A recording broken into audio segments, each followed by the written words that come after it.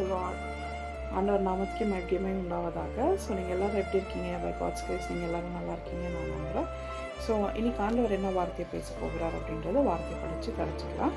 மத்தேயு 24வது அதிகாரம் 11வது வசனம்.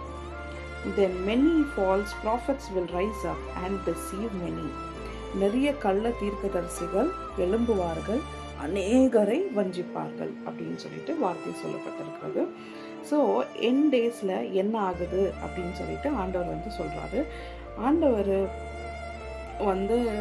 இந்த வார்த்தை எதுக்கு எழுதப்பட்டிருக்கிறது அப்படின்னா, என் டேஸில் நிறைய ஃபால்ஸ் ப்ராஃபட்ஸ், கள்ள தீர்க்கதரிசிகள், நான் தான் கடவுள், நான் தான் இயேசு கிறிஸ்து அப்படின்னு சொல்லிட்டு நிறைய பேர் ரைஸ் பண்ணுவாங்க, நிறைய பேர் வருவாங்க.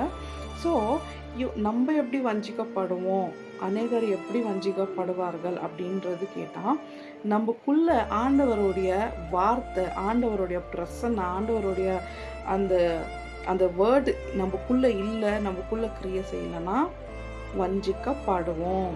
இதுதான் ஆண்டவர் வார்த்தையை சொல்லியிருக்கிறாரு. ஸோ நம்ம கேர்ஃபுல்லாக இருக்கலாம் ஃப்ரெண்ட்ஸ். ஏன்னா நிறைய பேர் கள்ள தீர்க்கதரிசிகள் நான் தான் கடவுள், நான் தான் ஜீசஸ் கிரைஸ்ட் அப்படின்னு சொல்லும் போது நிறைய பேர் மேபி திருடனாய் வர அப்படின்னு சொல்லிட்டு ஆண்டவர் சொல்லியிருக்காரு இல்லையா. ஸோ இது இருக்கலாம் அப்படின்னு சொல்லிட்டு நம்பிடுவோம் நம்ம. ஓகேயா? ஸோ நமக்குள்ளே அந்த வார்த்தை இருந்தால் ஆண்டவர் நம்ம இடத்தில் பேசுவார். இது கிடையாது, நான் தான் நித்திய ஜீவன், நான் தான் கடவுள், இவங்க கிடையாது அப்படின்னு சொல்லிட்டு நம்மள்ட்ட பேசுவாங்க. அந்த சூழ்நிலையில் என்ன பேசுவாங்களோ பேசுவாங்க கண்டிப்பாக. ஸோ நம்ம வஞ்சிக்கப்பட மாட்டோம் எப்போ நமக்குள்ள அந்த வார்த்தை இருந்தா.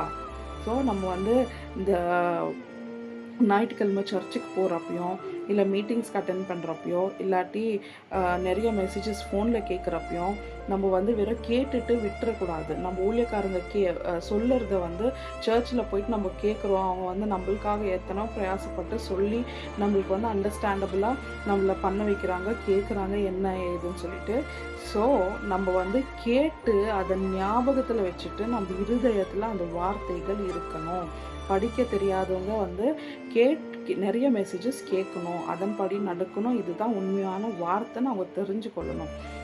படித்து தெரிஞ்சவங்க தினந்தோறும் பைபிள் படிக்கணும். பைபிள்குள்ளே அந்த டீப்பஸ்ட் வேர்டை நம்ம தெரிஞ்சுக்கணும். அவரே வார்த்தையாக இருக்கிறாரு, அந்த வார்த்தையை தெரிஞ்சுக்கிட்டு நம்ம நடக்கணும். அப்போ யாராலையும் நம்மளை டிசீவ் பண்ண முடியாது, யாராலையும் நம்மளை வஞ்சிக்க முடியாது. மெனி வில் பி டிசீவ்டு, அநேகர்கள் வஞ்சிப்பார்கள், மெனி வில் பி டிசீவ்டு அப்படின்னு சொல்லிட்டு இருக்கு இல்லையா வார்த்தை.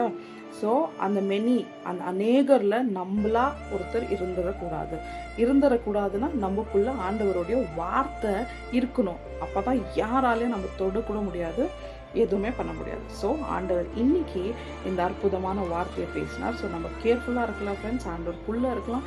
ஆண்டவர் என்ன சொல்கிறாரோ அந்த வார்த்தையின் படி நம்ம நடந்து கொள்ளலாம். இன்னைக்கு ஆண்டவர் இந்த வார்த்தையை பேசினார்.